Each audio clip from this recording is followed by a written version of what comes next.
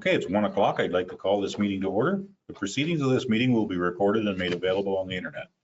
We'd like to move on to item 1.2 of our agenda, which is roll call. And I ask our clerk, Jesse Clark, to please conduct the roll. Thank you. Mayor Lamstead, are you present? I'm present. Deputy Mayor Armstrong? Present. Councillor Franzen? Present. Councillor Braybrook? Present. Councillor Cadigan? Present. For staff, we have Donna Taggart, CAO Treasurer. Present. Barbara Waldron, Director of Building and Planning, CBO. Present. Adele Arbor, Planner. Present. Bianca Dragicevic, Deputy Clerk. Present. Derek Bertram, Planning Technician. Present. And Jesse Clark, Director of Corporate Services, Clerk is present. Okay, thank you very much. We will move on to item 1.3 of our agenda, which is land acknowledgement and moment of reflection. We respectfully acknowledge that Trent Lakes and Peterborough County are located on the Treaty 20 Mississauga territory and in the traditional territory of the Mississauga and Chippewa nations, collectively known as the Williams Treaty First Nation, which include Curve Lake, Hiawatha, Alderville, Scugog Island, Rama, Beausoleil, and Georgina Island First Nation. Trent Lake respectfully acknowledges that the Williams Treaty First Nations are the stewards and caretakers of these lands and waters in perpetuity, and that they continue to maintain this responsibility to ensure their health and integrity for generations to come. We will now take a moment to reflect on these principles and our duties and responsibilities as members of council.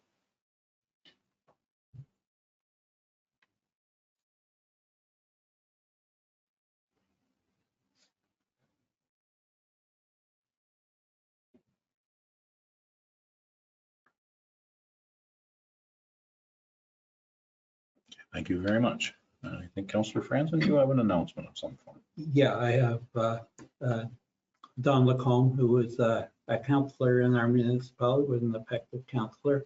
He recently died or passed away. Don was a lifelong volunteer at the Galway Hall. Helped build the meeting room at the Galway Hall that was originally built for the OPP and the community policing. It's now used by Trent Lakes Heritage and the Galway Hall Board. I knew Don very well, and he will be missed, and he was a great guy. Thank you. Thank you very much, Councillor Franzen. Yes, our condolences to his family and friends. He will be missed in their communities. Been a lifelong volunteer, I think so. Thank you. Thank you. He's been here anyway. Yep, thank you, Peter. Okay. Thank you, man. We can move on now to item 2 of our agenda, which is disclosure of pecuniary interest. If any member on council has a pecuniary interest on an item on the agenda, please state it now or anytime during the meeting prior to discussing anything you have an interest in. Seeing no hands, I move on to item 3 of our agenda, which is the approval of the agenda as circulated. Would entertain a motion for same. See Councillor Cadigan for a mover, Deputy Mayor Armstrong for a seconder. Any conversation about the agenda? Seeing none, I will call for the vote. All in favor? That motion is carried. We can move on to item 4 of our agenda, which is adoption of minutes. Item 4.1 is our regular council meeting from November 5th. Item 4.2 is our statutory public meeting from November 5th. We can do them one at a time or both together if we choose. See Councillor Braybrook. Motion to adopt. Okay, thank you. Do I have a seconder for that motion? See Councillor Franzen for a seconder. Any conversation? I'm seeing none. I will call for the vote. All in favor? That motion has carried. We can now move on to item 5 of our agenda, which is committees and boards. Item 5.1 is our environmental advisory committee minutes. Item 5.2 is our library board of October 11th minutes, and item 5.3 is a committee of adjustment minutes. We can again do them all at once or do them separately if we choose. Councillor Brady. Motion to receive all. Okay. Do I have a seconder for that motion? I see Councillor Cadigan for a seconder. Any conversation about the minutes? I'm seeing none. I will call for the vote. All in favor? That motion has carried. Item 5.2 of our agenda is liaison reports for council boards and committees. Does anyone have anything to report? I'm seeing none. We can move on to item 6 of our agenda, which is a statutory public meeting pursuant to the Planning Act. I would entertain a motion to suspend our regular council meeting and go to a public meeting. Deputy Mayor Armstrong for a mover and Councillor Cadigan for a seconder. I will call for the vote. All in favor? That motion has carried. We are now in a public meeting. Eric Kirkland, our planning technician, you do have a preamble. Thank you. Through you, Mayor Lamb said, this is a public meeting under Section 34 of the Planning Act to consider an amendment to the municipality's comprehensive zoning bylaw B 2014-070 as amended. The notice of the public meeting for today's application containing the prescribed information was circulated to all landowners within a 120-meter radius to the subject lands at least 20 days prior to this meeting, and a sign was posted on the subject land in accordance with the Planning Act. The notice was also mailed to all prescribed agencies, public bodies, and persons in accordance with the regulations. Anyone wanting to be notified of any decisions from today's public meeting must inform either myself or the clerk, and the notice of passing will be mailed out to them, setting out the method and manner in which appeals may be made to the Ontario Land Tribunal. If a person does not send in a written comment prior to the passing of a bylaw or make an oral submission at the public meeting, that person may not be entitled to appeal the decision. Thank you, Derek. Okay, we can move on to 6.1 of our agenda, which is our first zoning bylaw amendment. Thank you. Through you again, Mayor Lamb and Council, we have zoning bylaw amendment application 2425, which has been submitted by agent Carrie Stevenson on behalf of property owners Sharon and Steve Brockbank for the property known municipally as 113 Sugarbush Boulevard. The zoning bylaw amendment was one of the conditions of a consent for files B4124 and B4224 for the creation of 2 residential lots. This zoning bylaw amendment shall zone both parcels rural residential to better suit the lot size and frontage, as the retained lot is zoned rural. There's a planning report on today's agenda from the municipality's planning staff, which is supportive of the application, and no comments have been received from the public or external agencies. At this time, if any members in the public would like to make an oral submission in the physical gallery, please raise your hand now. And if there are any members in the virtual gallery, please use the raise a hand function to be called upon to make your oral submission. Okay, thank you very much, Derek. We can now go to the gallery and see, is there anyone in the gallery, the physical gallery, that would like to speak to this item? Seeing none, is there anyone on the virtual gallery that would like to speak to this item? Seeing no hands? We are seeing no hands. Does anyone on council have any comments or questions regarding this item? I'm seeing none. Thank you very much, Derek. We can move now to a motion to reconvene our regular council meeting. See Councillor Cadigan, and the seconder is Councillor Franzen. I will call for the vote. All in favor? That motion has carried. We are now back into our regular council meeting. We can move on now to item 7 of our agenda, which is business arising out of a statutory public meeting. And 7.1, Derek Bertram, our planning technician, can you please speak to this item? Thank you. Through you again, Mr. Mayor Lambshead and council, there was a public meeting held for file 2425, which included a memorandum from the municipality's planning staff, and planning staff recommend the following: that council receive the report from planning technician and planner for the zoning bylaw amendment file 2425, and further that council support the zoning bylaw amendment file number 2425. Okay, thank you very much, Derek. Anyone on council have any comments or questions? Does anyone have any? Go ahead, Councillor Braber. Thank you. I'll make a motion to receive and also that council support the zoning bylaw amendment. Okay, do I have a seconder for that motion? Deputy Mayor Armstrong for a seconder. Okay, any other conversation? I'm seeing none. I will call for the vote. All in favor? That motion has carried. Thank you very much. We can move on now to, thank you, Derek. We can move on now to presentations, item 8 of our agenda. Item 8.1 is Jeanette Lovelace at Smith, CAO Secretary Treasurer, and Meredith Carter, Manager of the Watershed Management Program of Autonomy Region Conservation Authority. I'd like to introduce yourself and start your presentation, please. Thank you, Mr. Mayor and Council. I'm very happy to be here. My staff member, Meredith Carter, unfortunately is not able to join us today. It is flu season, and so took the precaution of just sending me today. So I will do my best, although she is the content expert, just so you know. So thank you very much for having me here today, and it was lovely also to come to your council chambers and present. So really, the essence of the presentation is that the 5-year agreement for the risk management official is now in a renewal period for another 5 years, and so that's really the primary goal of the objective of the presentation. But just to give a little background for those of you that don't have a little bit of knowledge around the Drinking Water Source Protection and the Clean Water Act. So this act has been in place, and the real impetus to that was, of course, Walkerton and all of the recommendations that came out of Justin O'Connor's reports. And so to quote him, the first barrier to contamination of drinking water involves protecting the sources of drinking water itself.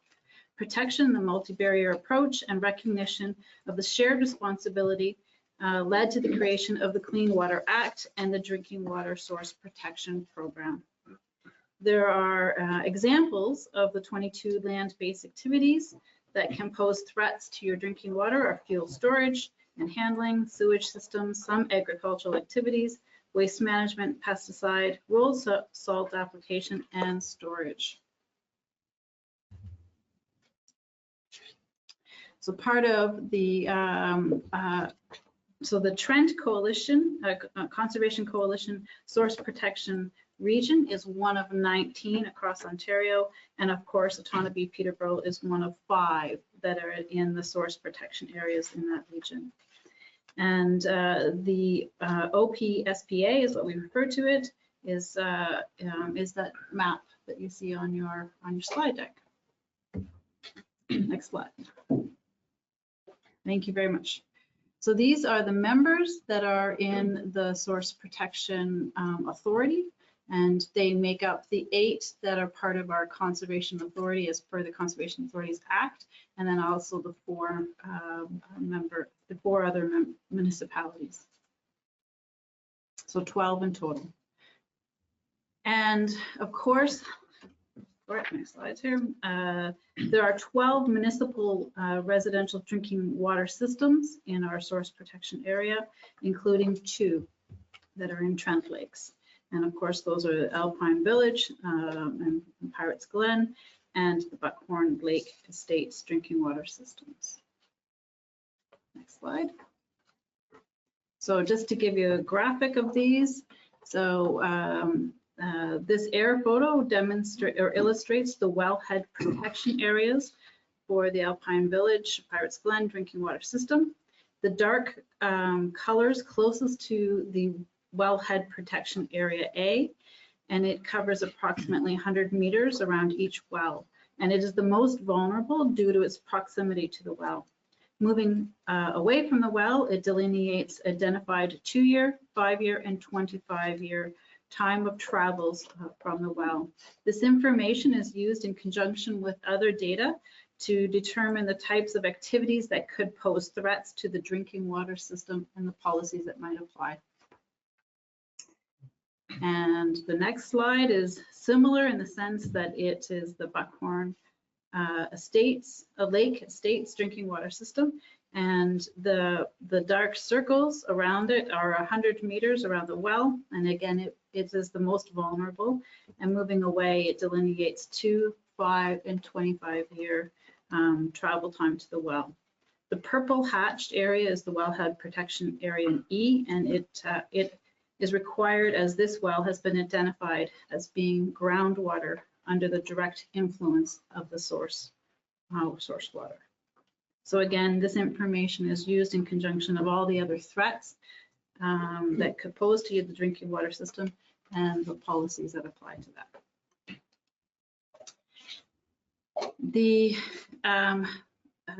protecting the sources of municipal drinking water systems is a shared responsibility, and parties responsible for implementing those policies in the source protection plan are listed on the Act. So all of these parties play a role in the protection, but specifically for you, local municipalities is the focus through the risk management official. So some of those municipal responsibilities include the Planning Act, under the Planning Act, integration of the source water protection into building, planning, and emergency plans. It also is some of the annual reporting, and then obviously the risk management official and inspector and education and outreach that we've been performing on your behalf through an agreement. Some of those policies in the Trent Source Protection Plan also identify other policy tools that the risk management official needs to be aware of when entering into any risk management agreements in your area. And the Clean Water Act obviously gives the municipalities the ability to delegate those authorities. And these are the highlights. So we perform those responsibilities on 8 member municipalities. Those are the member municipalities on the slide. And we've been performing that. Actually, it says 2016, but actually 2014. We've been doing it for a long time now. So we've built up a lot of knowledge. We've built up a lot of skill and information that is very useful in moving into things. I'm actually just going to highlight the fact that we provide this service. The board at the Conservation Authority took the real approach that we're providing this service on a complete cost recovery. There is no added costs. There's no markup or 20% administration costs. It's just actually a complete cost recovery of providing the service to the member municipalities. And next slide, please. And these are some of the things that the risk management official performs on your behalf. And actually the woman in the photo is actually Terry Cox, which you might be very familiar with. She's been performing that role for some time now. I won't read off everything. Next slide, please. And obviously the outreach and education. So this is a component of responsibility in the Act. And so some of the activities that we've been undertaking is at the, specifically here is at the Buckhorn Farmers Market, some ratepayer association meetings. We've also attended some other meetings where we've handed out some information, fact sheets, social media posts, and then we've also done some outreach to some new landowners around vulnerable areas and outreach to fuel supplies, real estate agents, and other industry groups. So we continue to do this on your behalf and then also focus on your community. So this is the new agreement for the risk management officials. The Conservation Authorities Act says that we are only permitted to enter into agreements of 5 years. It doesn't matter what the agreement is, but we can only do that for 5 years. So the term is for 5 years. The current agreement comes to the end of 2024. And so we're looking to seek entering into a new 5-year agreement and with a slight increase of $2,300 over the 5 years. And I'm happy to answer any questions, and I will do my best, Mr. Mayor. Okay, well, thank you very much for your presentation. Does anyone on council have any questions? Go ahead, Deputy Mayor Armstrong. Thank you, Mayor Lamson. Thanks very much for the presentation. Can you explain the relationship between you, Kawartha Conservation, and Aqua? And I know you're all in different spaces, but I'm just not sure how you all work together or not.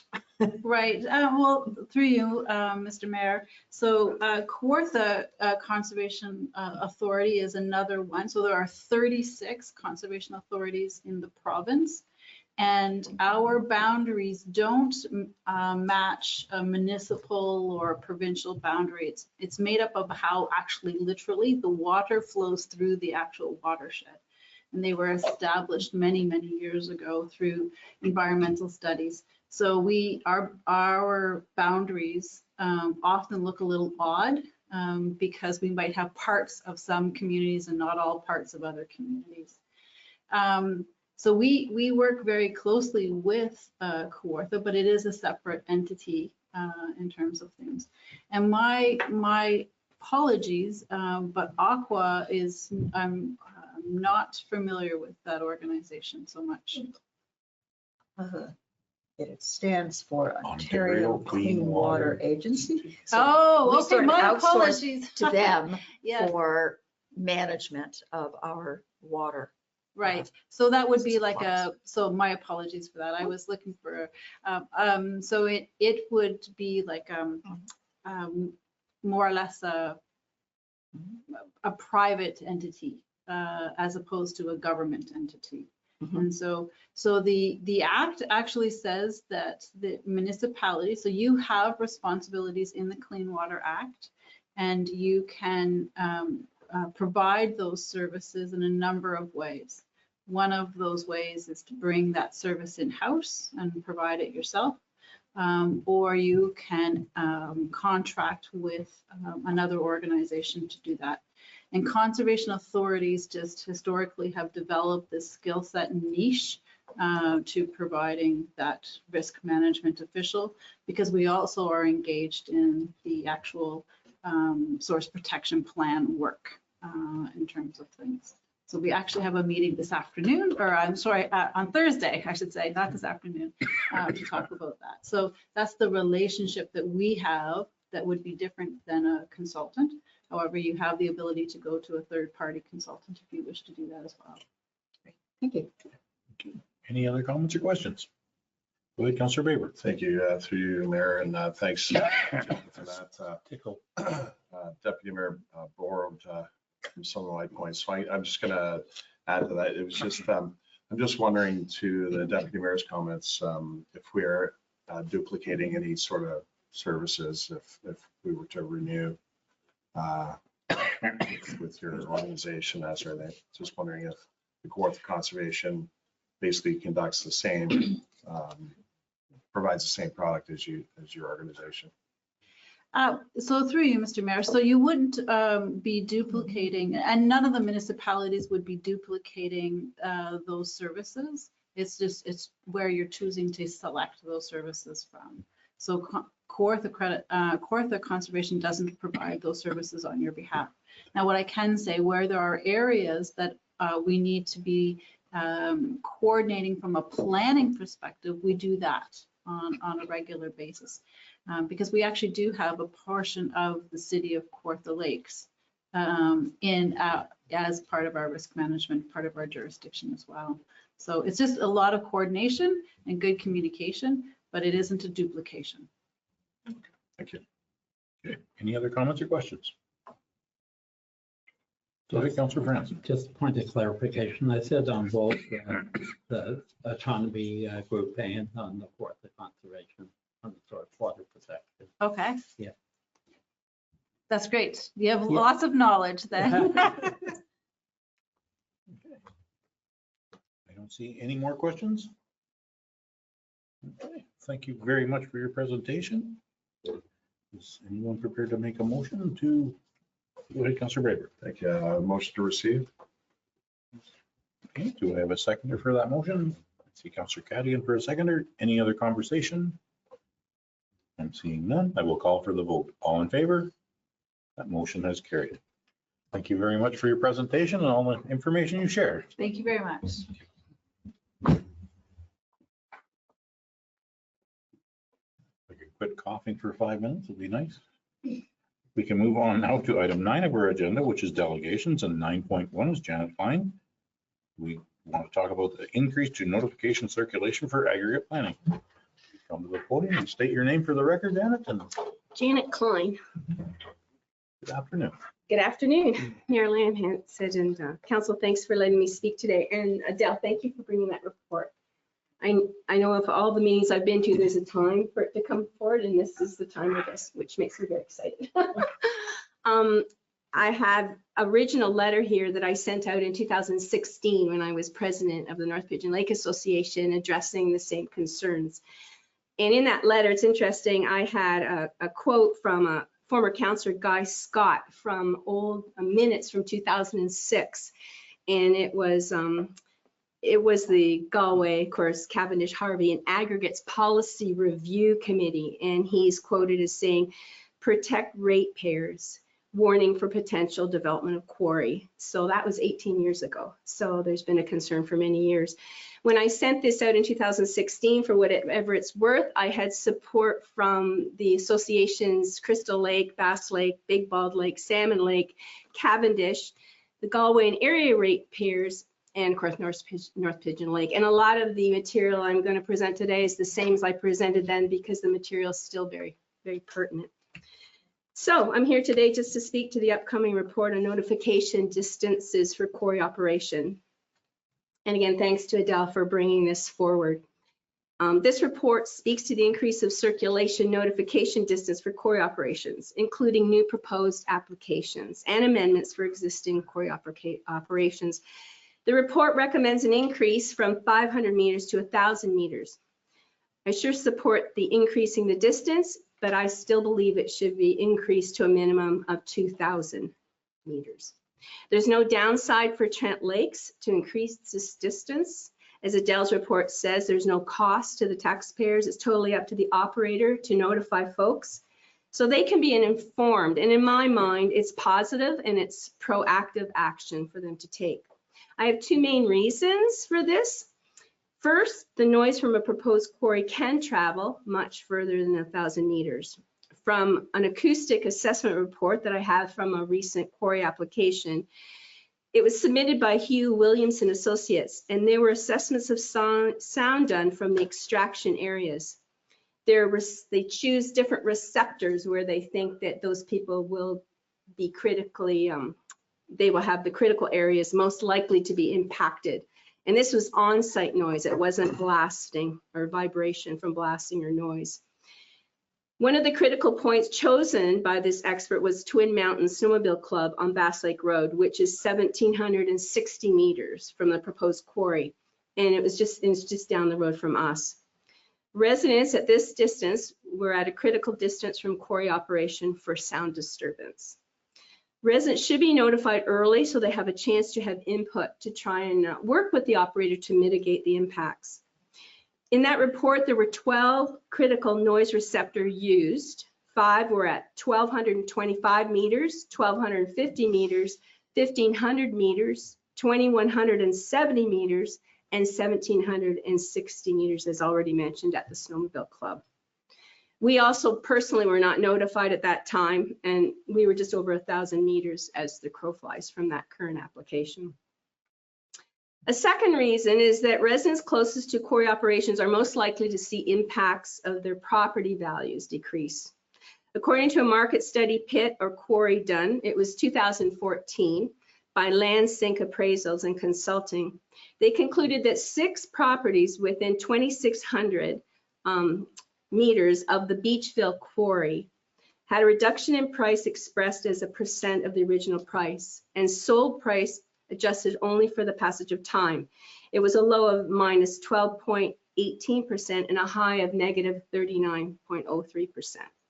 The same study proposed an analysis for the Rockford quarry for 2 properties that were approximately 1,800 meters from the quarry site. And these 2 properties had a reduction of price of negative 39.36% and negative 37.47%. I found one more case study from 2021, and it pertained to the Acton quarry in Halton Hills. 14 properties had to eventually be bought out by the owner due to continually enduring negative quality of life and disruption to use and enjoyment of the property and loss of homeowner equity. 2 of those properties were at 1,509 meters from the quarry operations. The provincial policy statement 4.5.2 states that extraction should be undertaken in the manner which minimizes social, economic, and environmental impacts. By increasing the notification area, we increase the chance of protecting residents most likely to be impacted early to ensure that the people most likely to be affected by these applications are included in the decision-making process, including possible mitigation and perhaps avoid litigation. Please reconsider the area of notification and extend it to the residents in a radius of at least 2,000 meters away from the proposed aggregate application boundaries. Just think, if we were living in this building right now and a quarry application was submitted for us in the area of Nogies Creek Bridge, we would not be notified. That's just over 1,000 meters away. I also wonder about the applications being made in the winter. I'm only familiar with that one application, but that sign was put up in the dead end road in the middle of the snow. The public meetings was in the dead of winter when seasonal residents were unable to attend. All requirements of notification in the paper were followed, but it was in the dead of the winter. I'm pleased to see that people on proposed haul route would be notified. But of course, as staff and council are aware, and I don't think this has changed, but the zoning of the property cannot take place anyway until developmental agreement is in place. And that includes the haul route agreement being signed between the applicant and the township. Anyway, thank you for allowing me to bring this information to you, our elected officials, and with residents and council working together, I think we can make a change, our community can, and towards a more sustainable life in Trent Lakes. So, thank you. Thank you very much, Janet. Does anyone have any comments or questions for Janet? Go ahead, Councillor Craig. Thank you. Through you, Mayor. Thanks very much, Janet. Mhm. So when you referenced the 2021 study in Halton Hills, and you mentioned that the quarry owner purchased properties, was that voluntarily or was that by court order? Is there? I have the report here, just as 13 homeowners near a blasting quarry bought out by quarry owner, January 26, 2021. It was just, I don't know why he decided to do it finally, if they took him to court or what. I do have the study here, but yeah, he bought about 14 of them. The writings by the residents are horrible, like what they went through. So maybe he just decided to do that. Yeah. Okay. Thank you. Mhm. Just one more, Mayor. if I may. Sure, yeah. Thank you. And this may be a question for Adele, I believe. So if the municipality decides that 2,000 is reasonable, how would that affect current properties? Like, is there any sort of legal ramifications retroactively if they are now within 2,000 meters? It would probably be an existing quarry, so I don't know if there's any sort of issues. Through you, Mr. Mayor, I'm not aware of any ramifications of increasing the notification. I will speak to the report when the report comes forward. So I think I've answered your question, but there's more information I'd like to provide during the presentation of the report. Perfect. Thank you. Okay, thank you. Any other comments or questions? I just have a comment. I have the luxury of living in Trent Lakes, but I do live amongst a bunch of quarries. And depending on wind direction, I can always hear a quarry. Some of them are a couple of miles or a few hundred meters away. Some are several thousand meters away. Just depending on the wind direction, they have some ramifications to your life. Thank you for your, go ahead. Sorry, through you, Mayor, just one more comment. You just reminded me, and I think it was you that shared the information with me that I think we have approximately 35 quarries in Trent Lakes, and that 2 of them are actually decommissioned now and are in the process of rehabilitating. So hopefully that brings us down to 33, if that's the case. Okay, that would be nice. And one has definitely been rehabilitated completely. Good. Okay, any other comments or questions? Thank you very much, Janet, for your. You're welcome. Thank you for having me. Motion to receive that. Motion to receive? Jimmy Armstrong. And a seconder will be Councillor Franzen. Any other conversation? I'm seeing none. I will call for the vote. All in favor? That motion has carried. Thank you very much, Janet. Okay, we can move on now to staff reports. Item 10.1 is Public Works. We have none. Item 10.2 is Recreation and Facilities. We have none. Item 10.3 is Fire and Emergency Services. We have none. Item 10.4 is Building and Planning. 10.4.1 is Adele Arbor, our planner. Would you like to speak to this item, please? Yes, thank you. And through you, Mayor Lambshead, this report is in response to a council resolution of March 8, 2022, wherein council directed staff to review policy 5.10, public notice, to increase the circulation notice area for quarry applications. It was through the county official plan update process that numerous comments were received from the public wanting to increase the circulation notification distance for quarry applications, including both new applications and amendments to existing operations. As an official plan document typically does not contain such information, it was more appropriate to review the existing Trent Lakes public notice policy, which currently identifies an increased circulation beyond which is legislated through the Planning Act. Planning staff are recommending the following changes to the existing policy. 1, to increase mailing to property owners from 500 to 1,000 meters of the subject boundary. Adding mailing of notice to property owners along a proposed haul route, which are municipal roads. And also we added the use of social media for notification, as well as defining social media in the policy. So in regards to this report, increasing from 500 meters to 1,000 meters, I thought was appropriate. And typically when we bring forward applications, new applications that the municipality receives, we usually bring a summary report to council, identify all the various studies that have been included in the submission and what the planning application would be. Would it be an official plan amendment, zoning bylaw amendment, whatever the process is.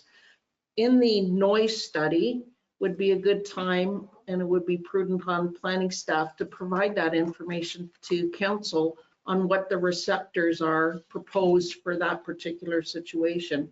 And at that time, council could recommend, or staff could be suggesting, an increased circulation for that particular application. I don't know what the cutoff is. We heard from delegation today to make it 2,000. Is it 2,500? Is it 3,000? I don't know what is appropriate. Even though the municipality, it's not a cost out of our coffers, it's going to be, the applicant is going to pay for the circulation. So we want it to be reasonable. So I just assumed that by increasing it from 500 to 1,000, which is beyond what's required by the Planning Act, that would be a reasonable circulation notice. And also with the use of social media, we will be increasing the people that would receive notification by using social media. So the recommendation is that council receive the report from the planner regarding increase to notice circulation for aggregate planning applications, and further that council approve the amendments to Appendix A of Policy 510, public notice for aggregate related planning applications attached to this report. And I'd be happy to answer any questions. Okay, thank you very much, Adele. Does anyone on council have any comments or questions? I'm seeing, okay, Councilor Cadigan, go ahead. Through you, Mayor Lamb said, Adele, do we have the authority to extend this? Through you, Mr. Mayor, yes, we do. We have provision under the Planning Act where the municipality can increase the circulation notice, and that was done originally when it was increased to 500 meters. So we do have that ability, and I think within reason, there shouldn't be a problem. Thank you. Okay. Any other comments or questions? Go ahead, Councilor Braber. Thank you, through you, Mayor. Thanks, Adele. My thoughts are, I realize you mentioned that under the Planning Act, it's 500 generally. Oh, 500?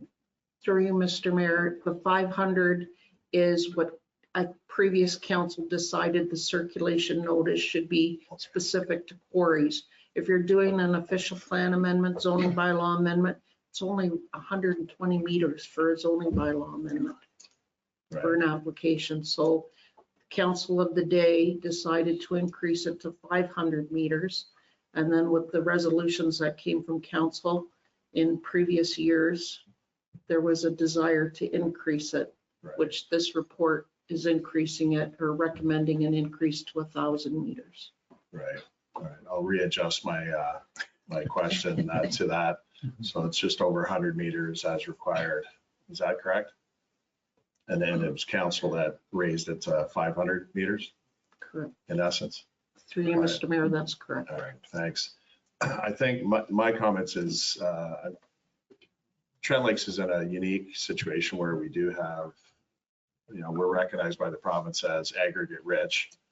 And we do have, as I mentioned, 35 quarries and possibly 33 now.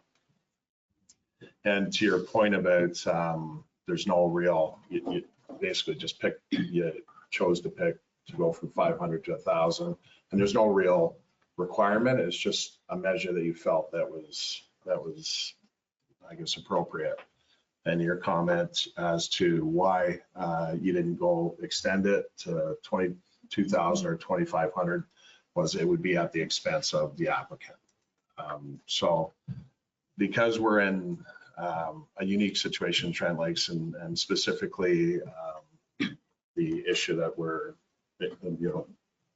embroiled in right now with Quarry Road and that sort of thing, I think we're a little bit more sensitive as a municipality. And if there's no real reason for the 1,000 or 2,500 and it's only at the expense of the applicant would know in advance that would be the requirement. Is that correct?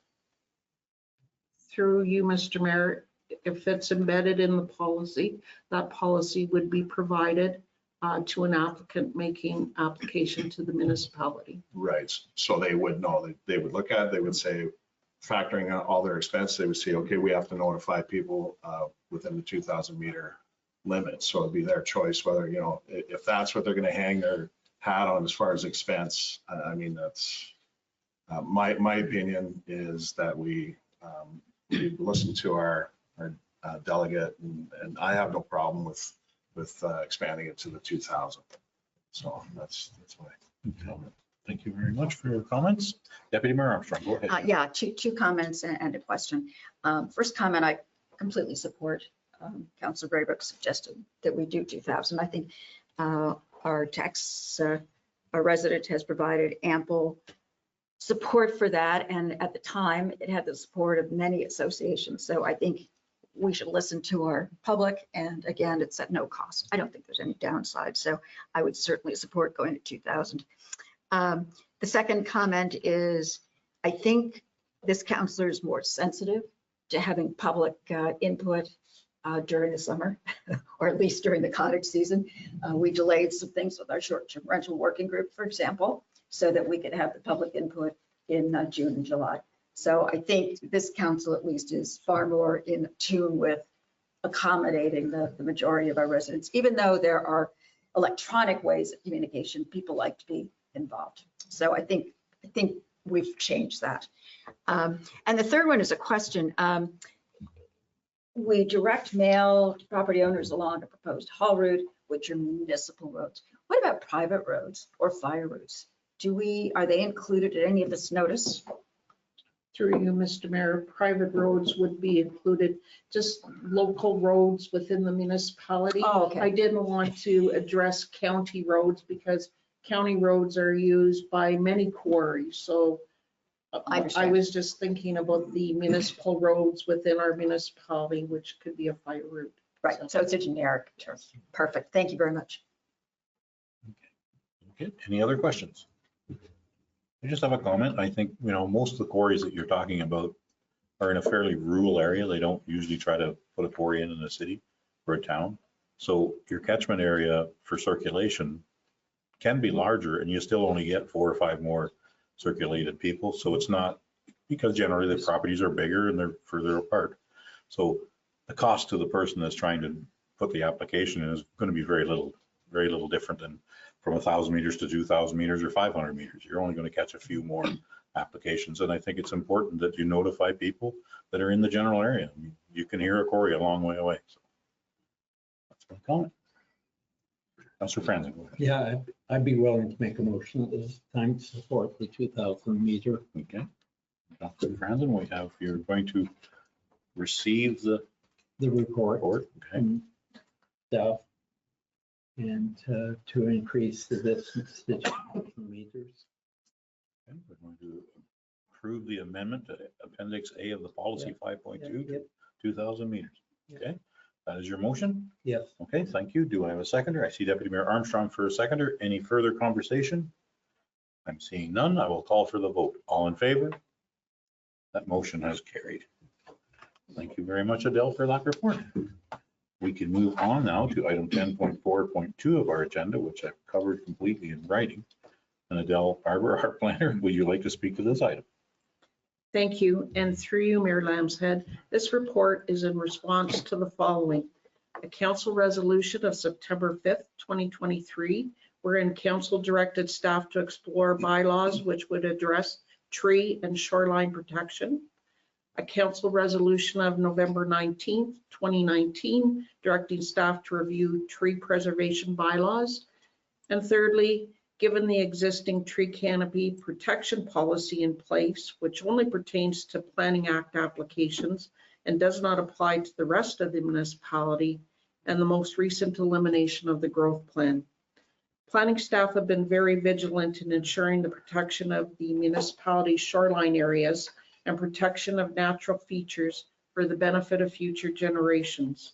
The growth plan enabled planning staff to require site plan development applications, development agreements in conjunction with planning approvals that required preservation and restoration of shorelines.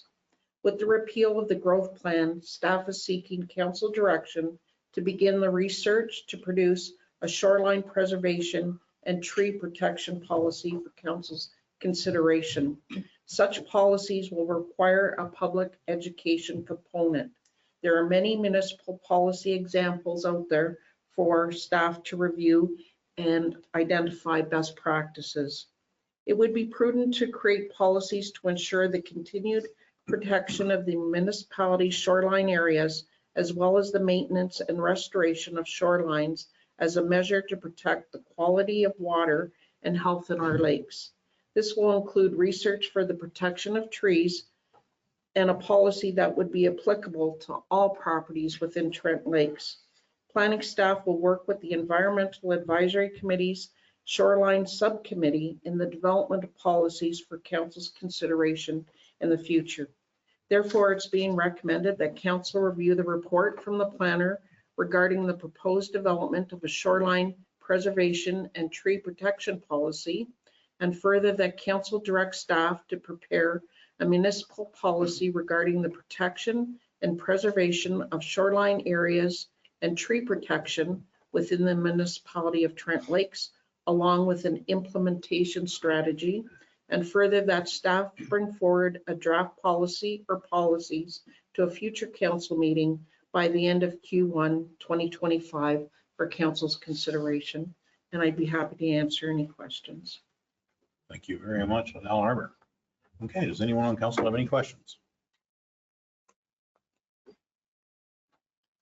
See Deputy Mayor Armstrong for a question. I'm sorry, but let Councillor Cadigan go. Sorry, I didn't. Go first. Councilor Cadigan, go ahead. Through you, Mayor Lamb said, I, as everyone I'm sure does, supports this and doesn't want to see shorelines wiped out, but I think it needs to be tempered or balanced with a person's ability to control their property.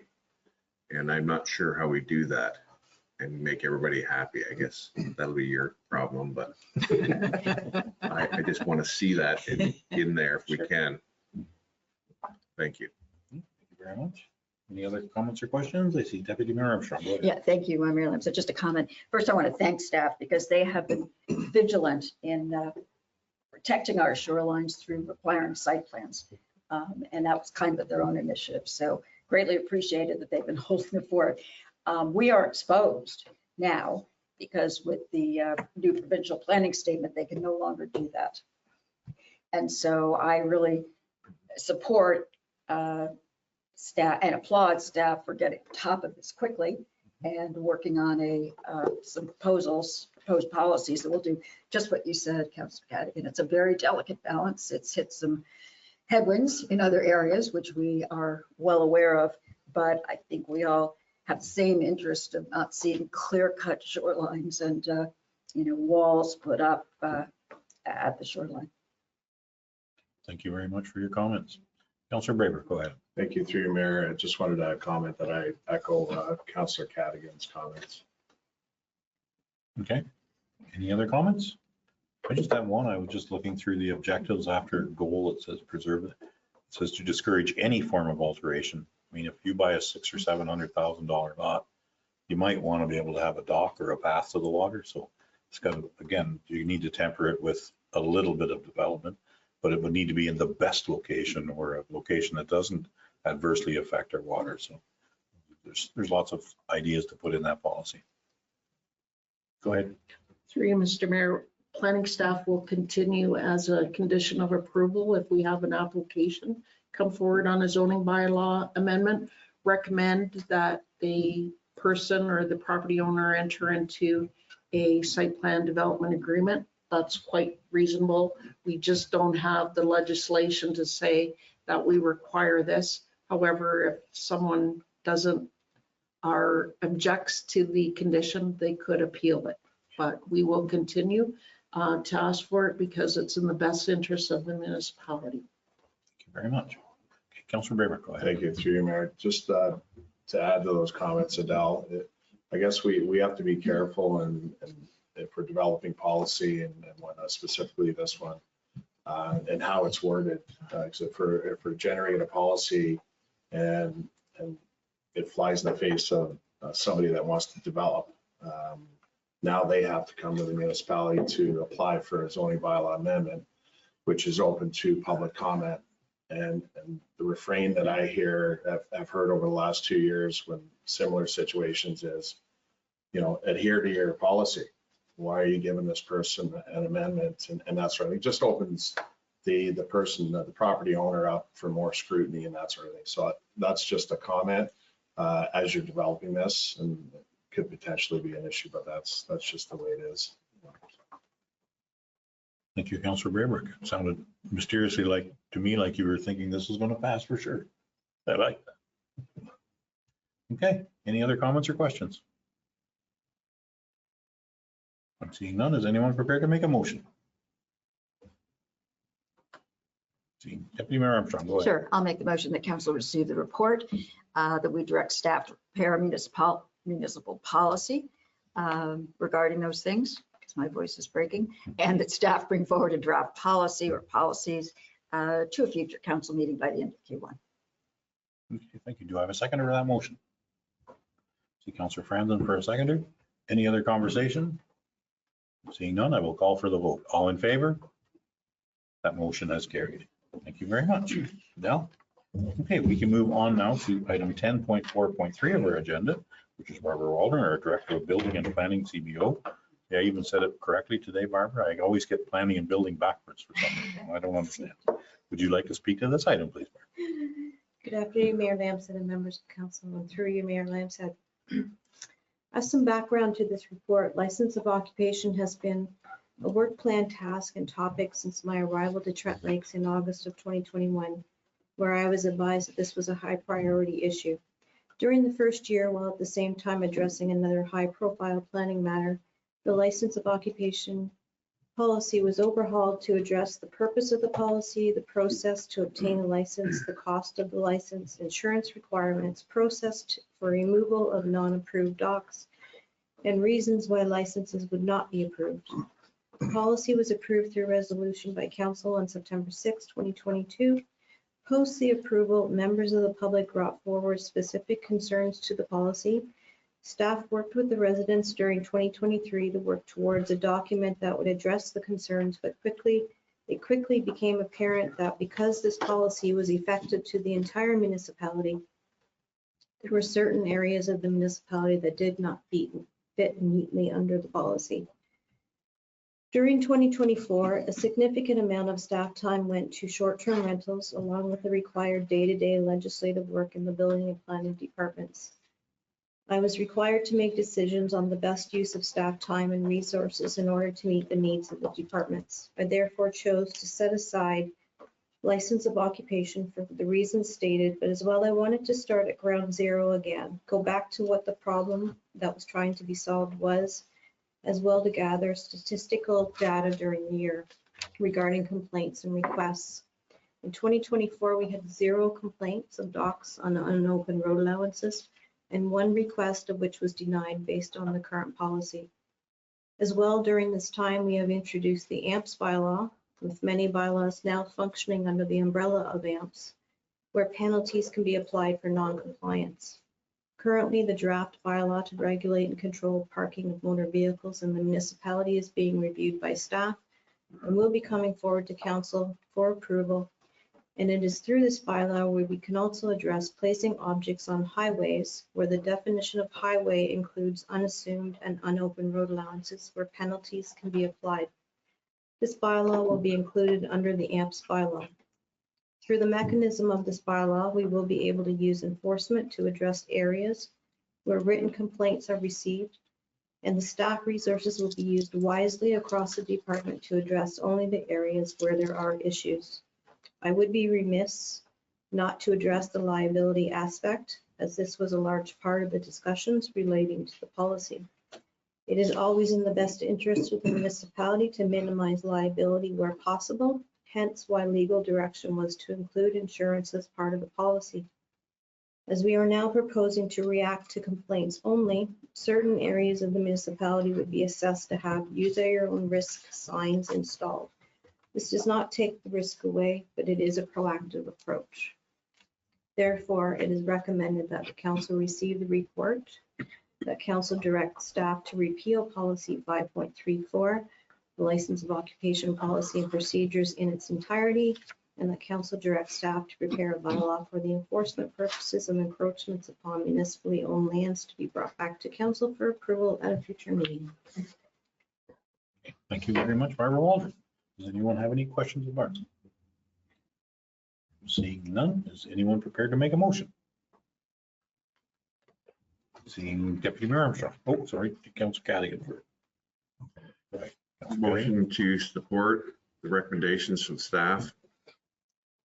Okay, and do I have a seconder for that motion? Deputy Mayor Armstrong, go ahead. Is there any other comments, conversation? I'm seeing none. I will call for the vote. All in favor? That motion is carried. Thank you very much, Mayor Waldron. Okay, we can now move on to 10.5 of our agenda, which is finance. We have none. 10.6 is administration. We have none. 10.7 is corporate services. Bianca Dragicevic, our deputy clerk, would you like to speak to this item, please?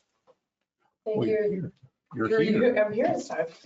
Through you, Mayor Lamstead. Before council is a report with the council expenses received for the month of October for council's approval and authorization.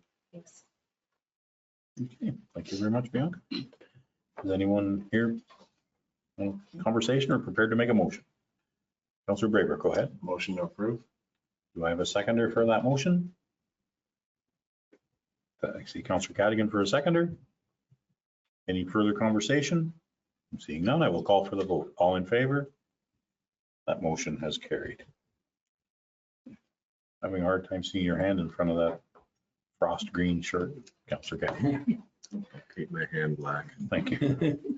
Correspondence for information. We only have one. Does anyone like to speak to that item? Or prepared to make a motion? Go ahead, Councilor Cadigan. Motion to receive. Do I have a seconder for that motion? I see Councilor Braybert for a seconder. Any conversation? I'm seeing none. I will call for the vote. All in favor? That motion has carried. We have correspondence for information, which is item 12 of our agenda. We have 12.1, which is Bert Weiss, and we have 12.2, which is Good Roads Board of Directors, 12.3, which is the town of Aurora, and 12.4, which is the township of North Kawartha. If anyone would like to speak specifically about one item, please bring it up. Go ahead, Councilor Franzen. 12.1, the Bert Weiss, the proposed Milliard Park. I would support that. Okay. We have a motion to support. Send a copy of our support to Parks Canada. Okay. Does anyone want to second that motion so we can have a conversation? See Councilor Cadigan for a seconder. Anyone want to discuss that? Any conversation? I'm seeing, okay, go ahead, Councilor Cadigan. I'm curious through you, Mayor, what our ownership or commitment is to that park. Do we own any part of it? You know, we do some maintenance on trails, no? Yeah, I don't think we own any part of it. I think it's just part of one of the Land trust. supervised areas that we have, like Kawartha Land Trust. I think it's kind of important when you have a 100-year history on a piece of property. Okay, any other conversation? Seeing none, I will call for the vote. All in favor? That motion has carried. And I would like to speak about item 12.4, which which is the mayors of Highway 28 Coalition. It's just been brought to our attention that all the mayors that have municipal property facing on Highway 28, but Trent Lake has a small amount, but we do have some, are getting together to try to get a safety audit of some form done by the provincial government, to much like what we're doing on the 507, except it'll be provincially driven because it is a provincial highway. I can't make a motion, so Deputy Mayor I'll Armstrong. make a motion to approve that. Okay, motion to support that, and I have Support it. Councillor Cadigan for a seconder. I will call, any other conversation? Seeing none, I will call for the vote. All in favor? That motion has carried. And we have 12.2 and 12.3. If anyone would like to speak about either one, or go ahead, Councillor. Motion to receive the remaining two. Okay, do I have a seconder for that motion? The Councillor Franzen for a seconder. Any other conversation? Seeing none, I will call for the vote. All in favor? That motion has carried. Okay, thank you. We can move on now to item 13 of our agenda, which is bylaws. And item 13.1 is bylaws on the agenda's memorandum. Jesse Clark, or Clerk, would you like to speak to this item? Thank you. Through you, Mayor Lambshead. There was one bylaw on today's agenda that didn't have a corresponding staff report or public meeting, which was B 2024-91, which is a bylaw to further amend the development charges for parks and recreation services bylaw. A bylaw was passed at the November 5th meeting and it included an incorrect schedule, and this new bylaw contains the correct schedule. Okay, thank you very much, Jesse Clark. Okay, we can move on to item 13.2 of our agenda, which is zoning bylaw amendment 2425. Is anyone prepared to make a motion?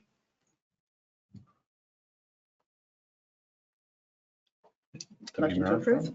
Motion to approve, and we do we have a seconder for that motion? Councillor Braybrook for a seconder. Any conversation? Seeing none, I will call for the vote. All in favor? That motion has carried. We can move on now to item 13.3 of our agenda, which is amend the development charges, parks and recreation services. Do I have anyone prepared to make a motion on that bylaw? See Councillor Braybrook, go ahead. Motion to approve. Okay. Do I have a seconder for that motion? I see Councillor Franzen for a seconder. Any conversation? I'm seeing none. I will call for the vote.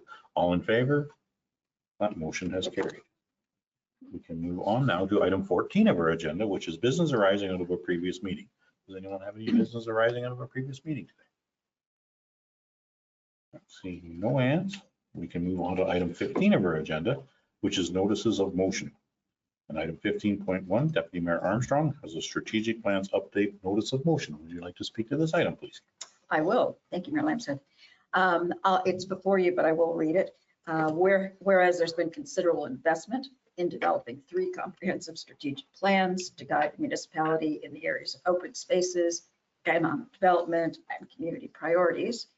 And whereas we're halfway through our term of office, whereas while staff provides orderly update on progress, it's appropriately high level, but really only indicates us the status, not actual accomplishments or outcomes.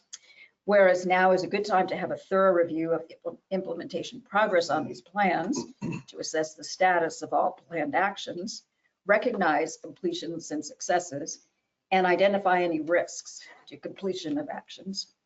And whereas the municipality needs to ensure that any risks to completion are addressed and mitigated, therefore be it resolved, council directs staff to prepare detailed status updates on the open spaces, economic development, and community strategic plans, 3 there, for review and discussion at a special council meeting to be scheduled early in Q1 25. And really this is to ensure that we have adequate time to spend on this and really look at how we've done in terms of completing actions under each of those. And I apologize for my voice. That's okay. It's that time of the year. I don't know what it is. I don't like it. Thank you, Deputy Mayor Armstrong, for your notice of motion.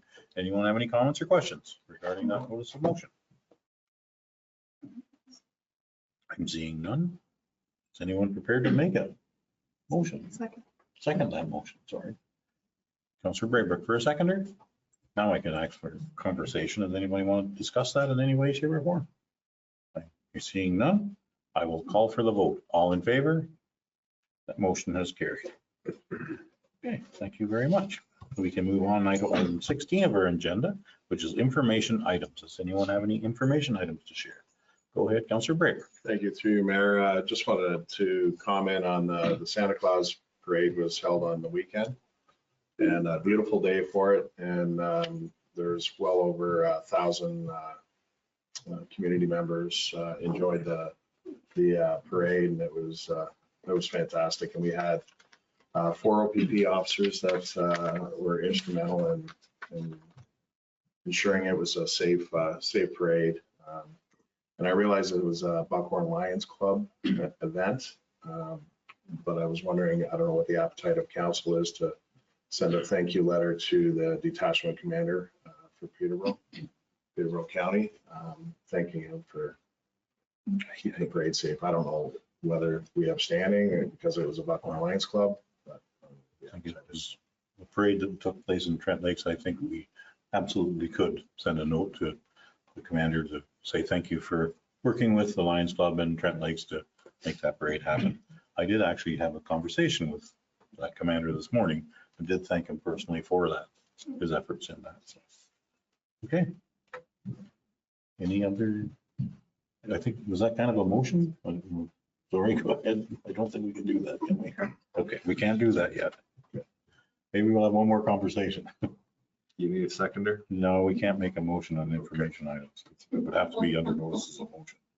Okay, well, thank you very much. Thank you very much, Councillor Braber, for bringing the Santa Claus parade success. I think 500 of those 1,000 people mentioned that I was wearing shorts.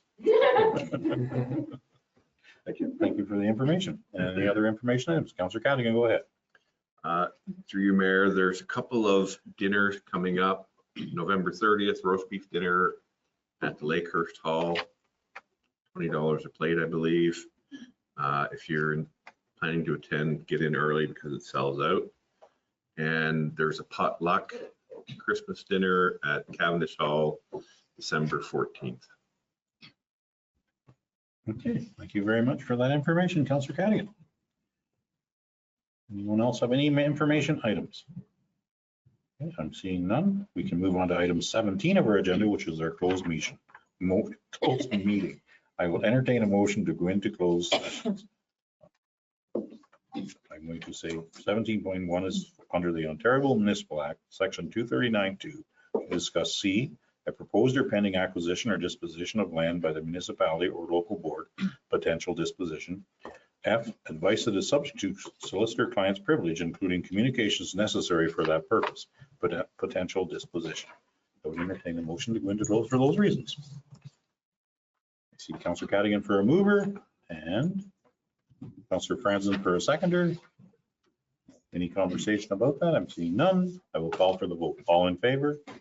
That motion has carried. We are going into close. Thank you, everyone, for